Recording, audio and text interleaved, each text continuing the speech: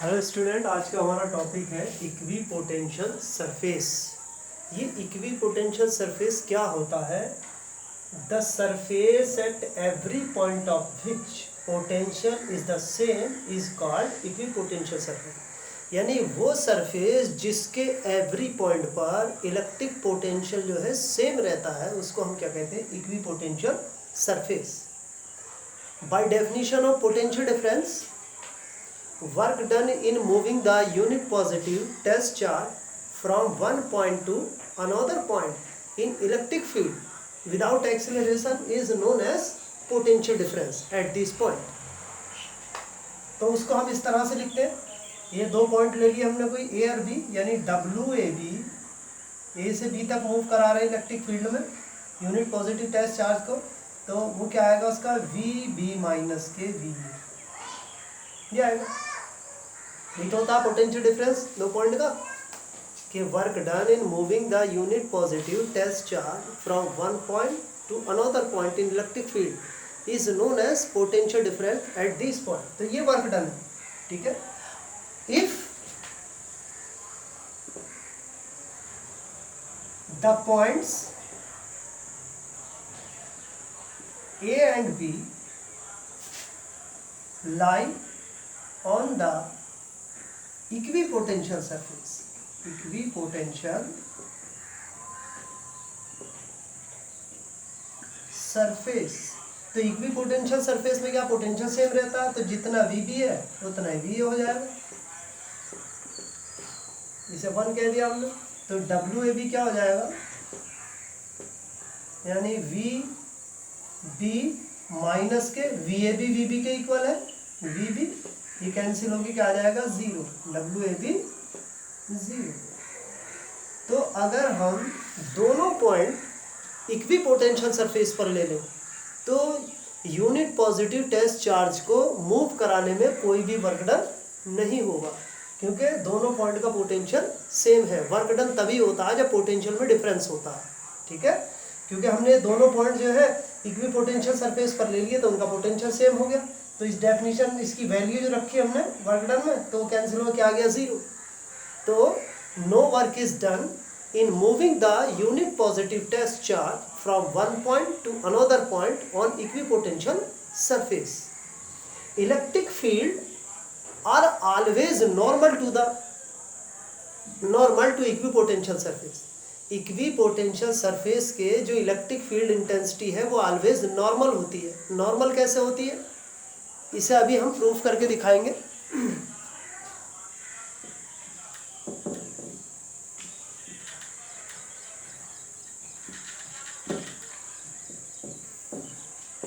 हमने जो है इक्विपोटेंशियल सरफेस पर किसी यूनिट पॉजिटिव टेस्ट चार्ज को एक स्मॉल डिस्प्लेसमेंट मूव कराया, यानी dl be the small displacement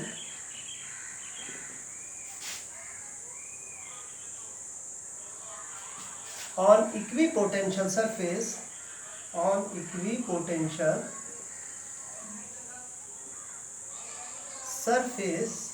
through which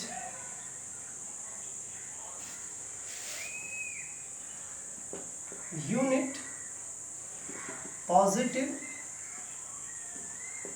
test charge move. तब उसका वर्क डन क्या आएगा, स्मॉल डिस्प्लेसमेंट के लिए वर्क डन क्या होता है, डी डब्ल्यू। जनरल फार्मूला जो वर्क डन का हम जानते हैं, फोर्स इनटू डिस्प्लेसमेंट, यानी डी एल, ये हो गया। अब ये फोर्स क्या है, Q E, F equal to Q E होता है, तो यहाँ रख दिया हमने Q E into D L. Q क्या है, यूनिट है, तो यहाँ 1 रख देंगे, ई और ये डी एल, ये डी डब्ल्यू। अब इक्विपोटेंशियल सरफेस से हम जानते हैं चार्ज को मूव कराने में कोई वर्क डन नहीं होता, इसकी डी डब्ल्यू की वैल्यू क्या होगी 0, तो यहाँ 0 रख दिया हमने, ये क्या आ गया ई और डॉट डी एल, तो ई डी एल है। अब हम इसका डॉट प्रोडक्ट निकालेंगे, ई डी एल का, ई और ये डी एल कॉस थीटा हो गया इज इक्वल टू 0। अब cos थीटा की वैल्यू कितनी आ गई, 0 अपॉन ई डी एल। यानी 0।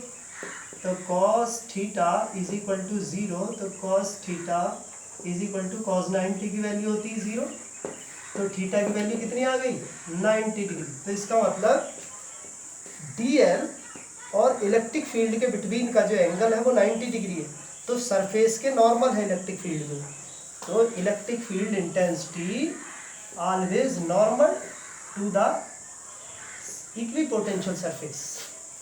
इक्विपोटेंशियल सरफेस के ऑलवेज नॉर्मल होती है इलेक्ट्रिक फील्ड की इंटेंसिटी। इससे क्लियर हो जाता है। अब जैसे कोई पॉइंट चार्ज है, पॉइंट चार्ज में इक्विपोटेंशियल सरफेस कैसा होता है? पॉइंट चार्ज में इक्विपोटेंशियल सरफेस जो होता है वो कंसंट्रिक सर्कल की फॉर्म में होता है, उनका सेंटर सेम ही होता है। क्योंकि पॉइंट चार्ज है, ये हमने कोई पॉइंट चार्ज ले लिया, क्यों?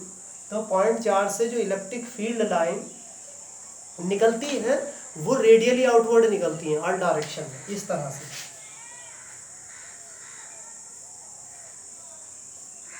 पॉजिटिव है तो आउटवर्ड, नेगेटिव है तो इनवर्ड, इस तरह से ऐसे निकलती है।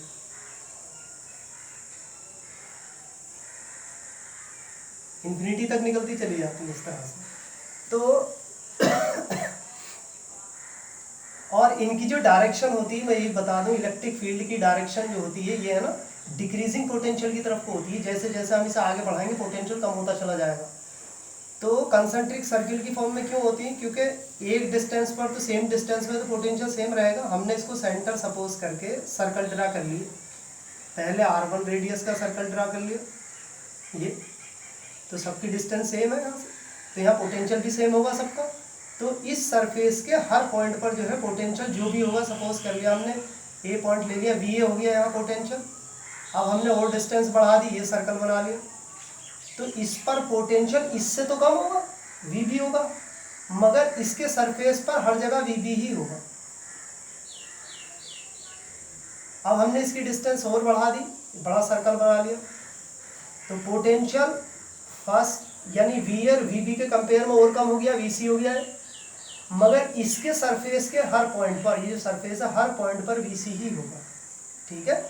तो एक पॉइंट चार्ज से जो इक्विपोटेंशियल सरफेस होता है, जो हम ड्रा करते हैं पॉइंट चार्ज के थ्रू इक्विपोटेंशियल सरफेस, वो कंसंट्रिक सर्कल की फॉर्म में ड्रा करते हैं। ठीक है।